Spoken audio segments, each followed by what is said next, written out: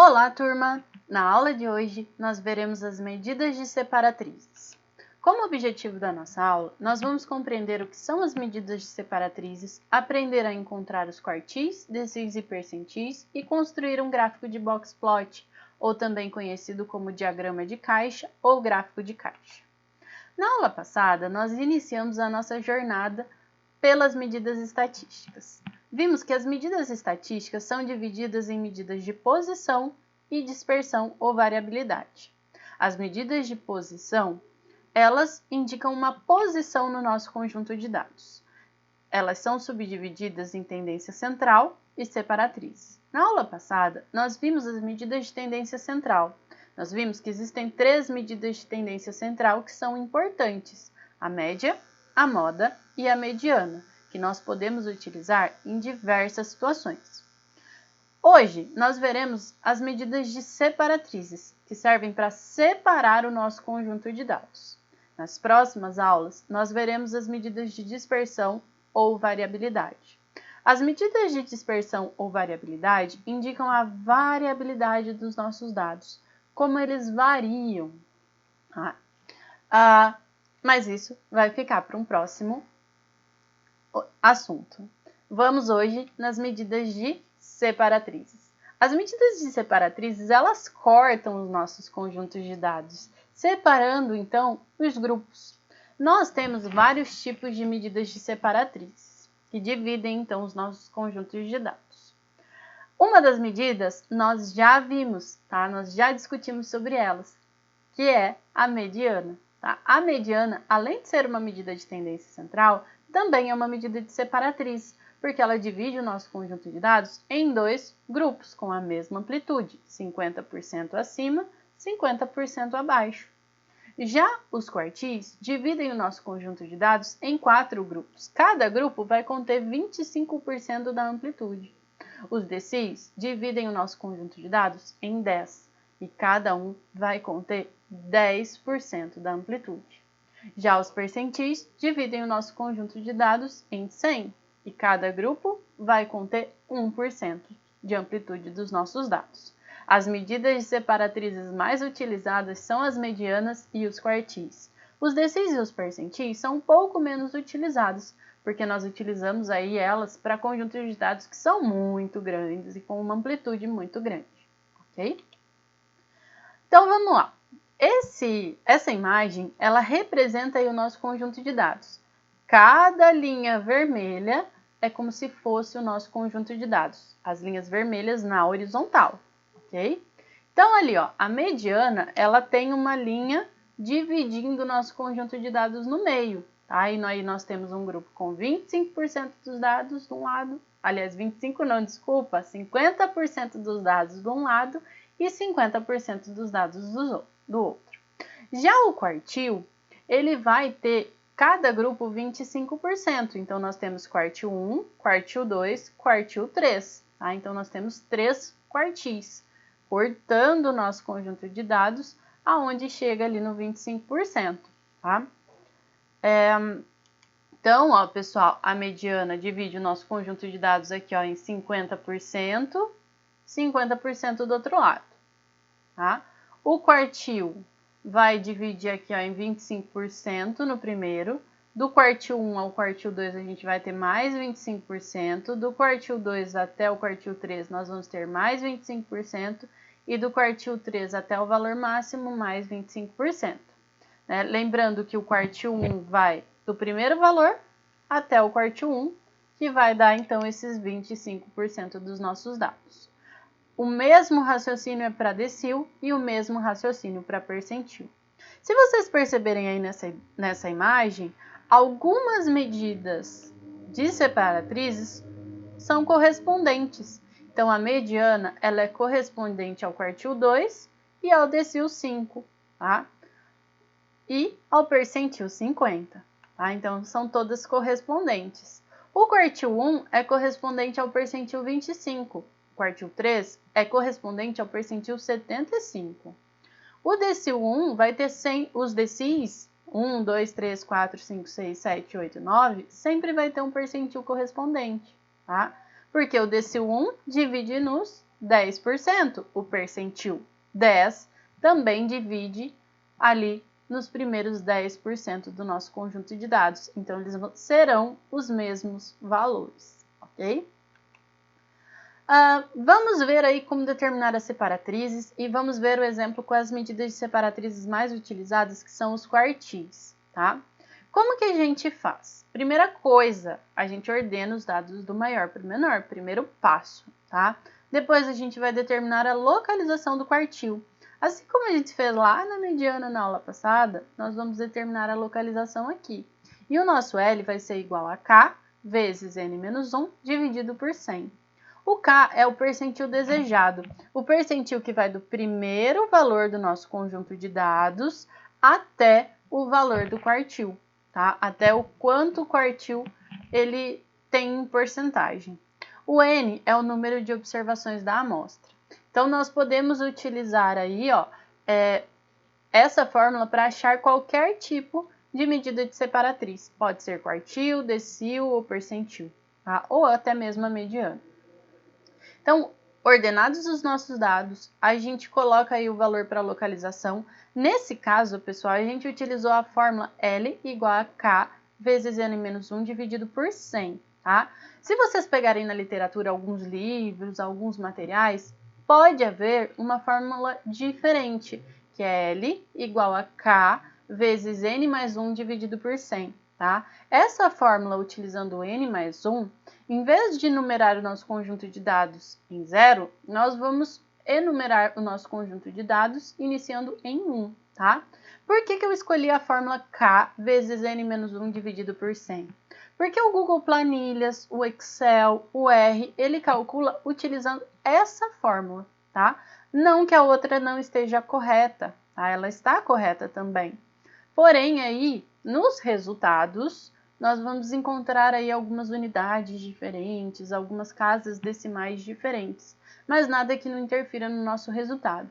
É importante, se a gente utilizar o quartil, sempre indicar como nós calculamos esse quartil, com qual programa nós calculamos, com qual fórmula nós calculamos se nós fizermos na mão, tá?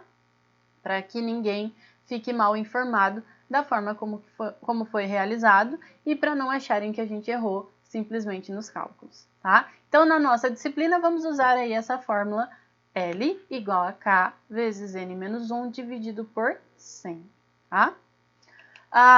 Então, pessoal, se o L ele for inteiro, for um número inteiro, o quartil decil ou percentil será o valor que se encontra nessa localização.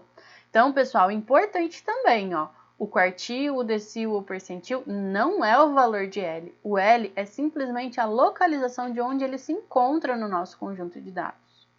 Porém, se o L for decimal, o quartil, o decil ou percentil será encontrado por meio dessa fórmula, tá? Chamei SK como uma nomenclatura genérica, tá? Nós podemos substituir SK, por exemplo, por quartil 1, ou então por percentil 10, o que nós queremos encontrar, o que nós estamos realizando, tá? A medida que nós estamos tentando encontrar, tá? Então, SK vai ser igual a I1 mais D vezes I2 menos I1. Mas que raios é esse I1, I2 e D? Tá? Vamos ver. O SK é igual a I1 mais D vezes I2 menos I1. I1 é o valor do conjunto de dados correspondente à parte inteira. I2 é o valor do conjunto de dados correspondente à parte inteira, mais 1. E D é o valor da parte fracionária ou decimal. Vamos supor que eu fiz o cálculo de R, tá? Vamos ver um exemplo aqui. De L, tá? E encontrei L igual a 9,25. O I vai ser o valor que está na posição 9. Então, eu vou enumerar lá no meu conjunto de dados 0, 1, 2, 3, 4, 5, 6, 7, 8, 9. O valor que está na posição 9 vai ser o valor de 1, tá? Agora, se eu pegar o conjunto de dados, daí na sequência eu vou pegar o valor do conjunto de dados correspondente na parte inteira mais 1, tá? A parte inteira é 9. 9 mais 1, 10. Então, eu vou de 0, 1, 2, até o 10. E o 10 vai ser o valor de 2. O D é a nossa valor da parte fracionária ou decimal, tá? Então, eu encontrei lá 9,25, eu vou utilizar 0,25, ok? E é isso que eu vou utilizar na fórmula. Por que, pessoal, eu faço isso? Porque significa que o nosso valor não está exatamente no meio entre 9 e 10, tá? Ele está na posição 0,25 entre 9 e 10. E é por isso que eu utilizo aí essa equação de SK para separatriz. O gráfico utilizado para avaliar a distribuição empírica dos dados, ele é formado pelo primeiro quartil, terceiro quartil e a mediana. É aquele gráfico que eu falei logo para vocês no início da nossa aula, que é o gráfico de box plot, também chamado de diagramas de caixas ou gráfico de caixas, tá?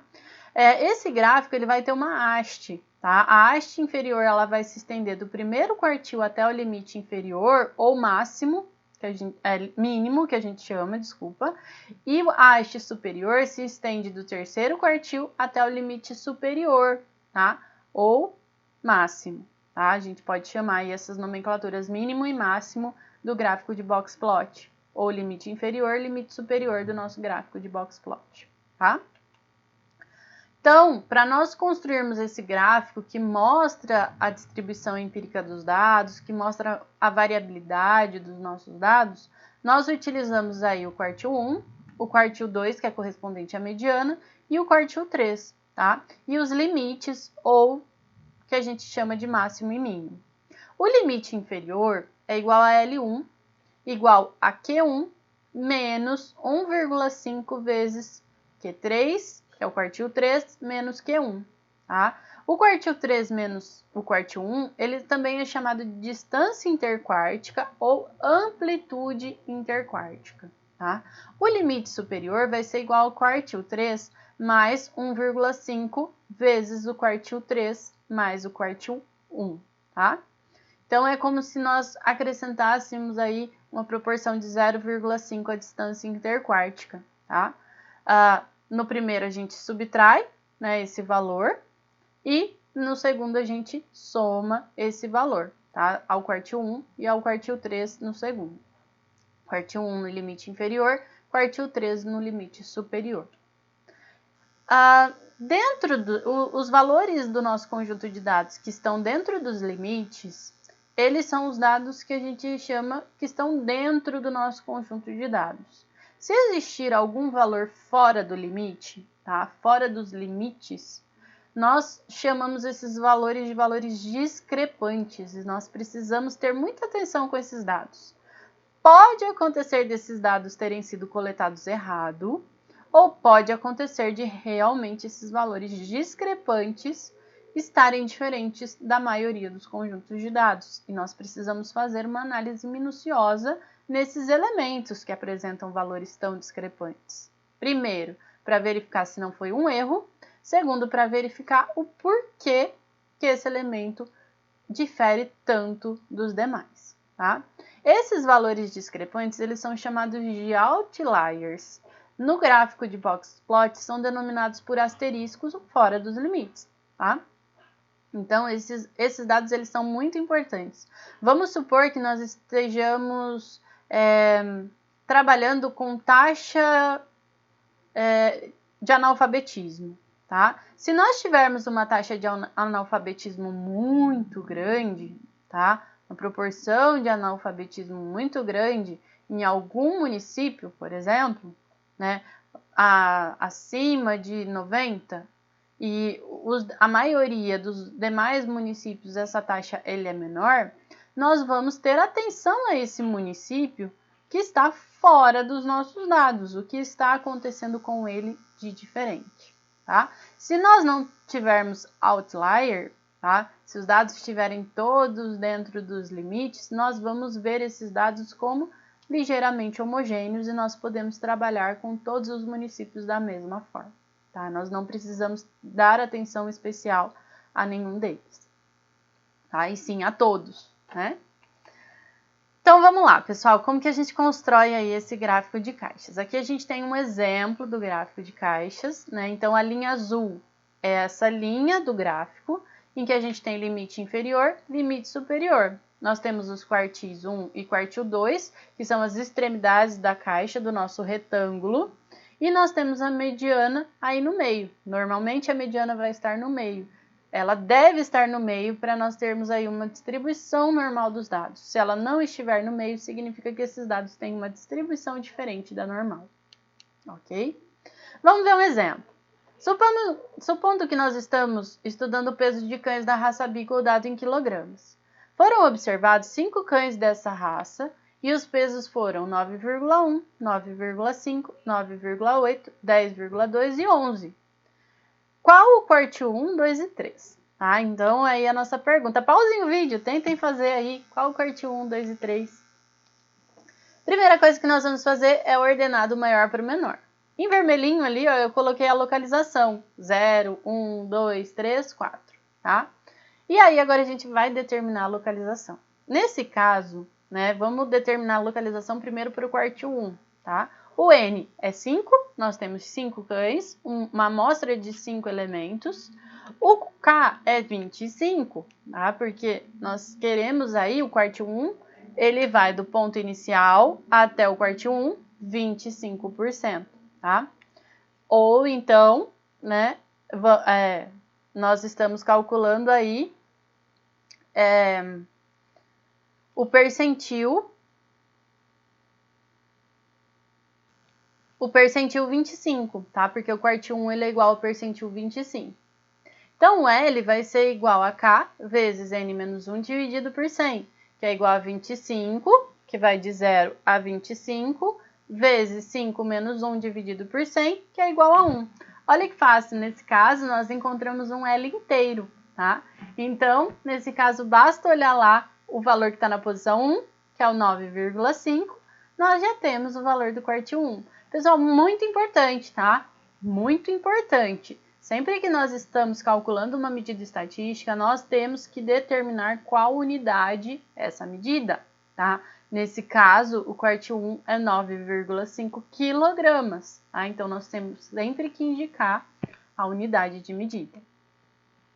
A mesma coisa para o quartil 2, mas nesse caso, nós vamos utilizar K igual a 50, porque do menor valor até o quartil 2, nós vamos ter 25% do primeiro quartil, mais 25% do segundo, totalizando 50%. Então, a fórmula vai ficar 50 vezes 5 menos 1, dividido por 100, que é igual a 2. Também fácil, né? Deu o número inteiro. Basta ir lá na posição 0, 1, 2. Nesse caso, o valor do quartil 2 é 9,8. Vamos ao terceiro quartil? O terceiro quartil, do primeiro valor até o quartil 1, 25%. Do quartil 1 até o segundo quartil, mais 25, 50. Do quartil 2 até o quartil 3, mais 25, 75. Então, o nosso K vai ser 75. O quartil 3 é correspondente ao percentil 75, tá? Então, L vai ser igual a K vezes N menos 1 dividido por 100. 75 vezes 5 menos 1 dividido por 100 igual a 3. Também deu o número inteiro, pessoal. Então, vamos lá. 0, 1, 2, 3, quartil 3, 10,2. Tá? Nós temos aí o valor do quartil 3. Então, pessoal, nós podemos construir aí o nosso gráfico de caixas, tá? Com esses dados. Nós encontramos aí que o quartil 1 é 9,5, o quartil 2, que é igual à mediana, 9,8, o quartil 3 é 10,2, tá? Podemos encontrar os limites. O limite inferior ou mínimo do nosso gráfico vai ser quartil 1 menos 1,5 vezes quartil 3 menos quartil 1, que é chamado de distância interquártica ou amplitude interquártica.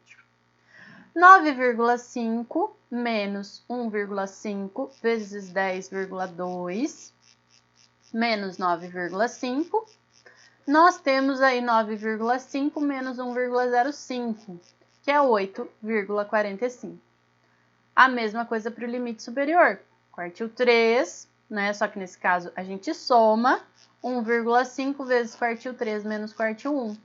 10,2 mais 1,5 vezes 10,2 menos 9,5. 10,5 mais 1,05, 11,25. Tá? Então, nós temos aqui os limites e temos aí os dados construídos à mão, né? Temos o gráfico de boxplot construído na mão. Aí a gente utiliza aí uma distância interessante aí para o nosso vetor, tá? Em quilogramas, esse vetor, eu fiz o gráfico deitado, mas poderia ter feito esse gráfico em pé, tá? Muitas vezes nós utilizamos o gráfico em pé para fazer a comparação. Por exemplo, imagina que nesse caso aí eu estou fazendo para cães Beagle. Eu poderia comparar a variabilidade do peso de cães da raça Beagle com cães de uma outra raça, sei lá, Boxer, né? Então, estou comparando aí os dois cães, as duas raças. Poderia estar comparando sei lá, a idade de alunos em classes, numa escola. Poderia estar comparando várias categorias, e aí eu posso colocar um gráfico de boxplot do lado do outro, e eu consigo comparar onde está o meio, qual a variabilidade dos nossos dados, se tem outlier ou não tem. Nesse caso nós não temos outlier, porque o limite inferior vai de 8,45 a 11,25, e os maiores e menores valores estão dentro desse intervalo, tá? Então nós construímos aí, colocamos uma linha, que pode ser em pé ou deitada, colocamos aí as distâncias sempre iguais, iniciei ali o valor em 8 e fui até 11,5 e coloquei aí o limite inferior e superior, coloquei um tracinho em cada um, tá? Que é 8,45 a 11,25. Aí, comecei a construir a caixa, tá? A caixa vai do quartil 1, fiz um risco maior, que é 9,5 ali, até o 10,2. Tá? E aí fechei essa caixa, por isso que ele é chamado de gráfico de caixa. A mediana é 9,8, fiz um xizinho ali na mediana, ou então posso passar um risco onde está a mediana, tá? E aí fechei, né, as nossas hastes, tá? Então nós temos ali duas hastes, do limite inferior ao quartil 1 e do quartil 3 ao limite superior. Então esse aqui é a forma do nosso gráfico de caixas. Assim como nós vimos lá no histograma, vimos no polígono de frequências, ele é um gráfico que indica variabilidade. Ele é um gráfico muito interessante, principalmente para fazer comparações de 2 ou 3 ou 4 grupos, dependendo do que eu estou estudando, tá? Vamos ver mais um exemplo, tá? Vamos ver um exemplo que mede a distância entre a residência e o local de trabalho dos funcionários de uma determinada empresa, tá? Então, vamos determinar quartil 1, 2 e 3. Tá? Então, nós temos aí 1, 2, 3, 4, 5, 6, 7, 8, 9, 10, 11 funcionários, tá? A distância aí dos nossos 11 funcionários. Primeira coisa que eu fiz, ordenei os dados do maior para o menor, tá? Muito importante fazer isso. Na sequência, vou determinar a localização, nesse caso o N é 11, estamos encontrando a localização para o quartil 1, vamos utilizar o K igual a 25, porque do primeiro valor até o quartil 1 nós temos 25%, tá? 25 vezes 11 menos 1 dividido por 100, 2,5.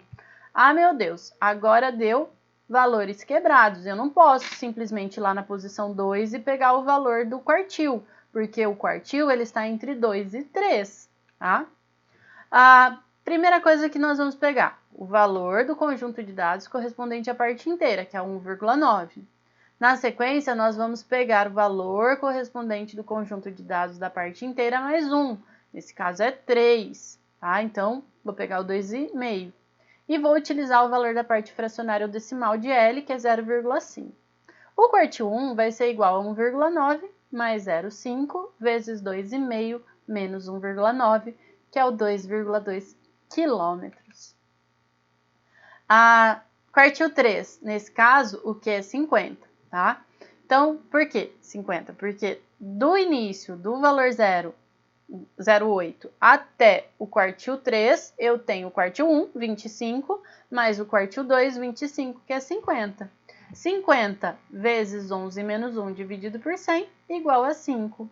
Então, o quartil 2 é igual a 3,3 quilômetros, porque ele está lá na posição 5 e deu um valor inteiro de L, tá? Na sequência, vamos fazer o quartil 3, tá? O quartil 3, ele vai estar do meu primeiro valor até o quartil 3, 75%. Por quê? 25% do primeiro, mais 25% do segundo, mais 25% do terceiro, 75%. Tá? 75 vezes 11 menos 1 dividido por 100, 7,5. Também deu um número quebrado, utilizamos aquela fórmula porque o valor está entre 7 e 8. Tá? Nesse caso, se nós observarmos que o valor decimal ou a parte fracionária é 0,5, basta nós somarmos aí os dois valores e tirar uma média aritmética, que é 3,7 mais 4,2 dividido por 2 vai dar 3,95 kg. Ou então utilizar a fórmula que nós vamos ter aí o mesmo resultado. 3,7 mais 0,5 vezes 4,2 menos 3,7 igual a 3,95 km. Então, ó, a representação aí do nosso conjunto de dados. O 2,2 é correspondente ao quartil 1, o 3,3 é correspondente ao quartil 2, o 3,95 é ao quartil 3. Então, são as nossas tesourinhas, tá? São os valores que cortam o nosso conjunto de dados em amplitudes iguais. Para nós construirmos o gráfico de box plot, basta a gente encontrar aí os limites inferiores e superiores, ou máximo e mínimo. Nesse caso, deu 2,2 menos 1,5 vezes 3,95 menos 2,2, nós temos menos 0,43. 3,95 mais 1,5 vezes 3,95 menos 2,2 dá 6,58. Basta a gente jogar aí esses valores no nosso gráfico de caixas, tá? E encontrar aí a variabilidade dos nossos dados, tá?